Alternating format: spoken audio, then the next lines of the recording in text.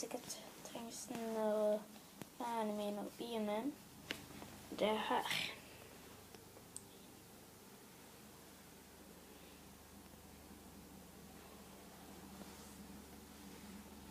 Ta-da!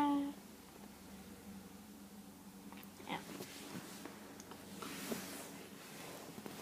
Hvis dere ikke husker hva teksten heter, så heter den Leopard 2. Og den ser sånn ut.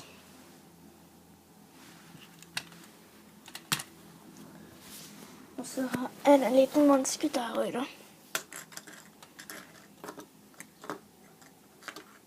Så hvis dere har noen blå brikker, så skriv at dere har det. I det trenger jeg.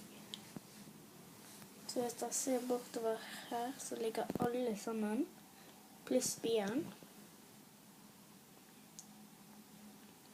Og dere kan jo tenke deg hvor svært den vil bli til slutt, hvis du får blå brikker.